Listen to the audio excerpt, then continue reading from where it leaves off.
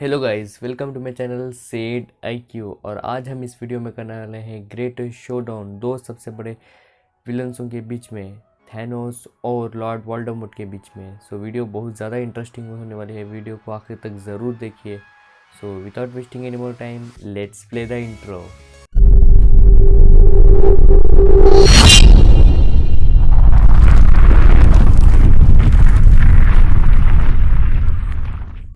तो guys, video को अभी तक आपने लाइक नहीं किया तो वीडियो को ज़रूर लाइक कर दीजिए और चैनल को भी लगे है सब्सक्राइब कर लीजिए, क्योंकि गाइस हम इन फ्यूचर में भी ऐसी इंटरेस्टिंग कंटेंट्स लाते रहेंगे।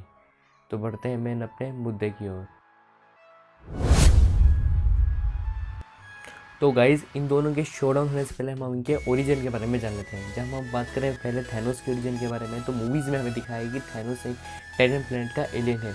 वही टाइटन प्लैनेट जो डिस्ट्रॉय हो गया था क्योंकि वहाँ पर अनस्टेबल नहीं था, क्योंकि वहाँ गाइस बहुत ज़्यादा ओवर पॉपुलेशन के चलते, रिसोर्सेज की कमी होने के चलते वहाँ का प्लैनेट पूरी तरह से डिस्ट्रॉय गया है। जहाँ पर थैनोस ने एक आइडिया दिया था कि क्यों ना हम आप पॉपुलेशन को डिस्ट्रॉय कर दें ताकि आधी पॉपुलेशन जो है वो आराम से सर्वाइव कर सके। पर लेकिन गाइस किसी ने भी इस आइडिया को अप्रूव नहीं दिया और उसे मैड कहकर, उसे पागल कहकर उसके आइडिया को अप्रूव नहीं किया।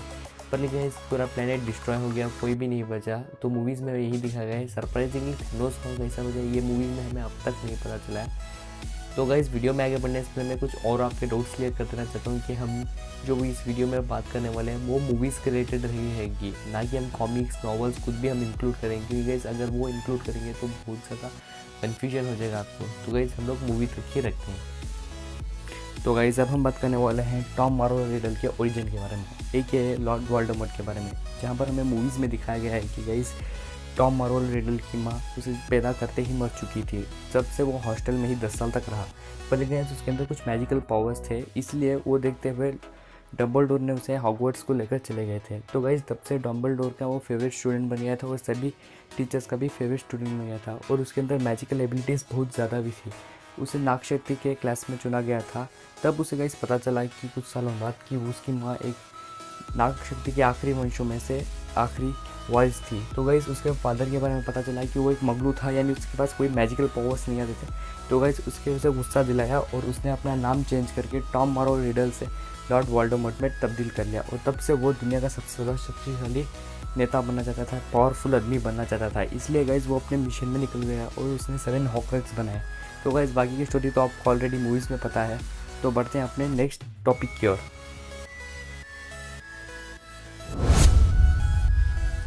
मोरालिटी यानी सूझ, ये ऐसी डिफरेंस है जिससे हम बता सकते हैं कि हीरो कौन है और विलन कौन है। तो गाइस यही चीज़ से हम बता सकता है कि हीरो जहाँ पर पूरी दुनिया को बचाना चाहता है और उसके अच्छाई के बारे में सोचता है, जबकि विलन उसके अपोजिट है जो दुनिया को बर्बाद करना चाहता है। पर लेकिन गाइस ये विलन्स पर भी ये मोरालिटी का फार्मूला अप्लाई होता है, क्योंकि गाइस जहाँ पर हम बात करें थैनोस के बारे में, थैनोस को कोई पावर्स की इच्छा नहीं थी। थैनोस पूरे यूनिवर्स पर रूल नहीं कर सकता था। बल्कि गाइस जो उसने 6 के 6 इन्फिनिटी स्टोन्स इसलिए कलेक्ट करना था ताकि वो आधी पॉपुलेशन को डिस्ट्रॉय कर सके और बाकी की आधी पॉपुलेशन जो है आराम से सर्वाइव कर सके, ताकि किसी भी प्लेनेट का हालत वैसी ना हो जिस तरीके से उसकी टाइटन प्लेनेट की हुई थी, जहाँ पर अनस्टेबल हो गया था। पर लेकिन गाइस उसका इरादा तो सूझ तो सही थी, पर लेकिन गाइस उसका इरादा गलत था। जबकि 6 आधी का आधी पॉपुलेशन डिस्ट्रॉय करने के बाद भी कोई भी आराम से सर्वाइव नहीं कर सकता, क्योंकि गाइस उसकी सभी फैमिली मेम्बर्स में कोई ना कोई की मृत्यु हुई थी। तो गाइस इसका प्लान तो गलत था, पर लेकिन वो सोच अच्छी थी। पर लेकिन हम बात करें इसके अपोजिट टॉम मार्वल रिडल एक नोन एज लॉर्ड वोल्डेमॉर्ट के बारे में, तो गाइस उसकी स्टोरी तो अलग ही थी, क्योंकि गाइस वो सारे यूनिवर्स पर, सारे विजिटिंग वर्ल्ड पर रूल करना चाहता था। वो सबसे ज़्यादा पावरफुल माना जाता था। यहाँ तक कि जो उसके डम्बलडोर थे उसको भी उसने मारने की कोशिश की, यहाँ तक उसने खुद के फादर को भी मार दिया। तो इससे कैरेक्टर से पता चलता है कि उसके बीच में कोई लव नहीं था, कोई प्यार नहीं था, बल्कि उसे सिर्फ पावर्स ही चाहिए थे। तो इससे हमें पता था कि जहाँ पर थैनोस एक एंटी हीरो की तरह उसने रोल प्ले किया था, बल्कि जहाँ पर हम बात करें लॉर्ड वोल्डेमॉर्ट के बारे में, तो वो एक डार्क विज़र्ड यानी डार्क विलन की तरह उसने रोल प्ले किया था। इससे हम पता चलता है कि जहाँ पर थैनोस एक एंटी विलन की तरह हमें सामने दिखाया गया है मूवीज़ में, बल्कि हमें लॉर्ड वोल्डेमॉर्ट हमें एक डार्क विलन की तरह दिखाया गया है। तो गाइस इस बैटल में विन होते हैं लॉर्ड वोल्डेमॉर्ट। अब पूछेंगे आप ऐसा क्यों? क्योंकि थैनोस की सोच तो सही थी, पर लेकिन गाइस जो हम ये कंपैरिजन करने वाले हैं वो एक ग्रेटर शोडाउन यानी विलन्स के बीच में होने वाला है, ना कि एंटी हीरो या एंटी विलन्स के बीच में। तो हम यहाँ पे ट्रू विलन्स के बारे में बात करने वाले हैं। और लॉर्ड वोल्डेमॉर्ट एक ट्रू विलन की तरह हमें दिखाया गया, जबकि हमें थैनोस को एक एंटी विलन की तरह दिखाया गया है। तो ये एक पॉइंट हम लॉर्ड वोल्डेमॉर्ट को देते हैं। पावर्स, जिससे हमें बताया जाता है कि विलन कितना पावरफुल है। तो गाइस अगर पावर्स ही विलन के पास नहीं है तो विलन लगेगा कैसे, और जबकि हीरो और विलन के बीच में कोई भी फाइट अच्छी नहीं लगी। जहाँ पर हम बात करें थैनोस की पावर्स के बारे में, तो कॉमिक्स की तरह इसमें थैनोस को उतना पावरफुल तो उसके पास एबिलिटीज़ दिखाई है, उसके पास कोई मैजिकल एबिलिटीज़ नहीं थी, बल्कि गाइस मूवीज़ में बताया है कि वो एक सबसे ज़्यादा पावरफुल बीइंग है पूरे यूनिवर्स का। क्योंकि गाइस उसने हैंड टू हैंड कॉम्बैट में सबको हरा दिया, जैसे कि हल्क को उसने 40 सेकेंड में हरा दिया था, आयरन मैन के बेस्ट आर्मर में उसे हरा दिया था, यहाँ तक कि कैप्टन अमेरिका को भी उसने हैंड टू हैंड कॉम्बैट पर बहुत अच्छा उसने हरा ही दिया था, और थॉर की भी उसने बुरी हालत कर दी, यहाँ तक कि सारे एवेंजर्स उसे रोकने में नाकाम रहे। तो गाइस अगर हम उसके 6 के 6 इन्फिनिटी स्टोन्स को भी अलग कर देंगे तो गाइस वो बहुत ज़्यादा पावरफुल है।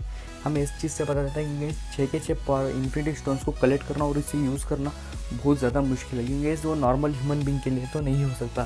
क्योंकि एक एक इन्फिनिटी स्टोन्स की पावर्स इतनी हो सकती है कि हल्का हाथ तक उसने तोड़ दिया था, और यहाँ तक कि आयरन मैन को उसने एक बार यूज़ किया था और पूरी तरीके से वो डेड ही हो गया था। तो गाइस इससे हमें पता चलता है कि थैनोस के पास बड़े मैजिकल पावर्स ना हो पर लेकिन गाइस वो सबसे ज़्यादा पावरफुल बीइंग था सारे यूनिवर्स का। तो गाइस जहाँ पर हम बात करें दूसरे टॉपिक यानी हमारे दूसरे विलन लॉर्ड वोल्डेमॉर्ट के बारे में, तो गाइस उसके पास बहुत सारे मैजिकल पावर्स थे। टॉम रिडल बचपन से ही उसे मैजिक करना आता था और उसे हर एक स्पेल आता था। यहाँ तक गाइस उसने अब तक का सबसे ज़्यादा खतरनाक मैजिकल स्पेल यानी 7 होक्रक्स बनाए थे, जिससे कोई भी आज तक नहीं बनाया। इससे हमें पता चलता है कि लॉर्ड वोल्डेमॉर्ट के पास कोई ज़्यादा मैजिकल पावर्स है। और गाइस यहाँ तक कि अगर हमें उसके 7 होक्रक्स को भी साइड में रख दें तो गाइस इतना वो खतरनाक डार्क विज़र्ड था कि उसने डंबलडोर को तक टक्कर दी थी। यानी हमें इससे पता चलता है कि उसके पास कितने ज़्यादा मैजिकल पावर्स है। तो गाइस इस मैजिकल पावर के वार के बीच में हमें जो विन होते हैं लॉर्ड वोल्डेमॉर्ट, क्योंकि गाइस टॉम मार्वल और रिडल के पास इतनी बड़ी पावर्स है, बल्कि जहाँ पर थैनोस के पास तो पावर्स हैं पर लेकिन गाइस उसके पास कोई मैजिकल पावर्स नहीं है। इन्फिनिटी स्टोन्स को हम लोग अलग कर देंगे। तो गाइस इस विन में बेस बैटल में विन होते हैं लॉर्ड वोल्डेमॉर्ट। इंटेलिजेंट, जहाँ पर सिर्फ मूवीज़ में विलन ज़्यादा पावरफुल होने के साथ साथ अगर इंटेलिजेंट हो तभी वो खतरनाक दिखता है, क्योंकि गाइस इतने सारी पावर्स होने के बाद भी अगर दिमाग नहीं तोड़ेगा तो कैसे विन होगा। जहाँ पर हमें थैनोस के बारे में दिखाया है कि वो बहुत ज़्यादा इंटेलिजेंट है। गाइस थैनोस की इंटेलिजेंट स्किल्स हमें इस तरीके से पता लगती है कि गाइस थैनोस ने जब तक पृथ्वी पर तब हमला नहीं किया था जब तक ओडिन और एंशिएंट वन थे, क्योंकि वो सबसे ज़्यादा पावरफुल कैरेक्टर्स थे उस वक्त के। अगर वो उस वक्त पृथ्वी पर या किसी यूनिवर्स पर वो डायरेक्ट अटैक करने जाता है या फिर इन्फिनिटी स्टोन्स कलेक्ट करने जाता तो ओडिन और एंशिएंट वन को पता चल जाता और वो दोनों आराम से इसे हरा सकते।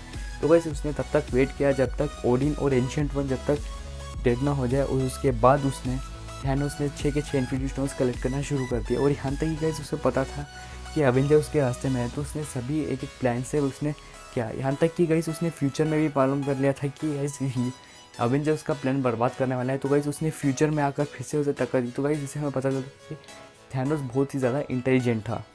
तो गाइस हम बात करें टॉम मार्वल रिडल एक लॉर्ड वोल्डेमॉर्ट के इंटेलिजेंस के बारे में, तो गाइस उसे मूवीज़ में बहुत ज़्यादा इंटेलिजेंट दिखाया है, जहाँ पर उसने 7 होक्रक्स बनाए जो कि सबसे ज़्यादा खतरनाक डार्क विजर्डिंग स्पेल था। पर लेकिन गाइस उसने हर एक तरीके के स्पेल्स जानने आते थे, यहाँ तक कि वो सबसे ज़्यादा पावरफुल इंटेलिजेंस भी रखता था। और उसने तब तक हमला नहीं किया मिनिस्ट्री ऑफ डार्कनेस पे जब तक कि डंबलडोर की मृत्यु ना हो जाए। और गाइस वो इतना ज़्यादा इंटेलिजेंस होते हुए भी उसने पता किया कि क्या और कौन सा प्लान कब एग्जीक्यूट करना है, क्योंकि गाइस वो भी एक इंटेलिजेंट था। पर लेकिन गाइस इन दोनों के बैटल के बीच में मैं अपर हैंड देना चाहूँगा थैनोस के बारे में, क्योंकि गाइस थैनोस बहुत ही ज़्यादा इंटेलिजेंट था।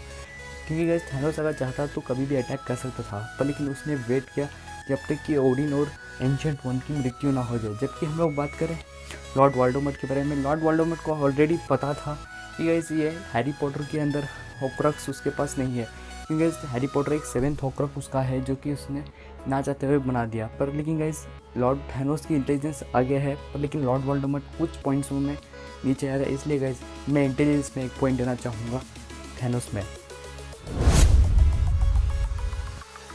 तो गाइस जहाँ पर हम बात करें अचीवमेंट्स के बारे में, तो गाइस अचीवमेंट जहाँ पर किसने इसने क्या क्या हासिल किया है, जहाँ पर हम बात करें थैनोस के बारे में, तो थैनोस एक ऐसा कैरेक्टर था जिसने 6 के 6 इन्फिनिटी स्टोन्स कलेक्ट किया और उसे यूज़ भी किया और उसने आधी यूनिवर्स की पॉपुलेशन को वाइप आउट भी कर दिया। जबकि हम बात करें लॉर्ड वोल्डेमॉर्ट के अचीवमेंट में, तो इसने सिर्फ 7 होक्रक्स बनाए जो कि बहुत बड़ी अचीवमेंट है। पर लेकिन गाइस मैं इन दोनों के बीच में कंपैरिजन करूँगा तो गाइस यहाँ पर थैनोस वाला थोड़ा सा एक पॉइंट आगे लेता है, क्योंकि गैस आधी पॉपुलेशन को वाइप आउट करना बहुत बड़ी चीज़ है। और जहाँ पर हम बात करें लॉर्ड वोल्डेमॉर्ट की, तो सिर्फ विजिटिंग वर्ल्ड पर उसने दहशत फैलाई थी, यानी डर फैलाया था। पर लेकिन थैनोस ने जिस तरीके का काम किया था आधी पॉपुलेशन को सिर्फ ना कि वर्ल्ड की बल्कि यूनिवर्स की, वो सबसे ज़्यादा खतरनाक है। तो गाइस इसमें से एक पॉइंट देना चाहूँगा मैं थैनोस को।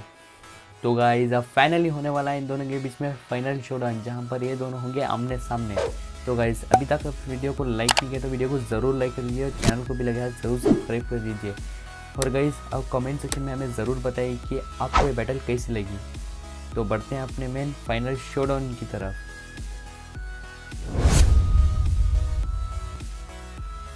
तो गाइस ये बैटल होने से पहले मैं आपको एक बात क्लियर कर देना चाहता हूँ कि ये बैटल 3 टाइप से होगी, जहाँ पर first battle, second battle, third battle इस तरीके से होगी, जहाँ पर आपको और इजीली समझ में आ जाएगी कौन विन होगा, क्योंकि गाइस ये दोनों अलग अलग कैरेक्टर्स है। तो गाइस बढ़ते हैं अपने पहले बैटल की ओर, जहाँ पर पहली बैटल में हम देख सकते हैं कि थैनोस के पास कोई भी इन्फिनिटी स्टोन्स नहीं है।